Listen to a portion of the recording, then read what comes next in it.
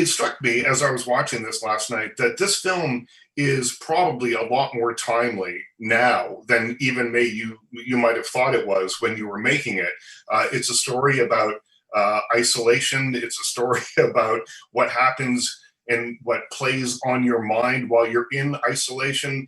Is that something that you've been thinking about over the last, I don't know how long you've been inside now, but over the time that you've been inside? Yeah, it is oddly timely for clearly terrible reasons. Yeah, being stuck with more of your own thoughts and less of the distractions, and also just the feeling of this. We all know our houses a lot better than we have ever known our houses, and these spaces that we randomly have been kind of trapped in at this time. And I think houses and the spaces that we live in are extremely important to our psyche. In fact, some people sort of believe that, for instance, I've had dream analysis people say that if you dream about a house, that you're actually dreaming yourself. This is a representation of your soul and your psyche. And I think that the movie kind of taps into that a little bit. This house understands my character, Theo, and knows a lot more about me than I even know about myself in a way. Well, that's what I was thinking as we see, and this doesn't give anything away to say it, but there are a number of scenes where you're opening a door and you end up somewhere unexpected, or you open a door and you end up exactly back where you started, that kind of thing. It's this maze thing. And Yeah. As I was watching that it reminded me of what psychologists always say. When you dream about yourself, the various rooms that you walk through are various parts of your personality, and they are parts of your psyche.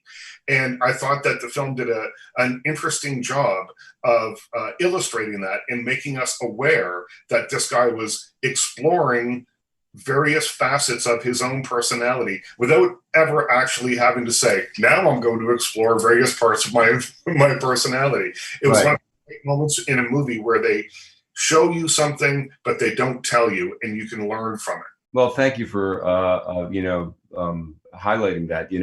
That was something that we really talked a lot about, and that David Koepp was writer-director, was really very specific about it. And it was a difficult thing to kind of keep in mind just from a technical standpoint, because we shot the exteriors and many of the interiors in the actual house in Wales, and then some of the interiors were built on a stage in London. And on that stage, we had to be able to make things move and shape and change. And even the choice of the house itself was very, very specific, in that David didn't feel like he wanted something that was kind of gothic and traditional horror movie house. He wanted something cold and minimalist and modern. And finding that in Wales and having it not surrounded by other houses and having that kind of isolation, it was probably the only house that would have worked, and we were able to shoot there. What is this place? There was a different house before that one. What sort of house? Why do people hate Daddy so much? The judge and the jury all found him innocent, but some people didn't believe him. The house shows me He must be guilty of something. People have always stayed in that house. Ella! Some don't leave. Wake up! It's a dream! The right ones usually find the place. Or maybe it's the other way around. The place finds them. The house is just as much of a character as anyone else in the film, almost, because when you go in, you think, oh, this is a beautiful place. And then you start to notice the details. There's no personalization in there anywhere. No pictures of the family that, if it's an Airbnb, you would think that there'd be things around. None of it's there. It's even more stripped down than a hotel room. It's a blank slate for this story to happen against. And that I thought was a really interesting choice. Yeah, I'll tell you two things about that. One is that when I moved into, when we got down to London after having shot in Wales, and I moved into this flat, and I looked along one wall, and there were just hooks, just like in the house, just empty hooks.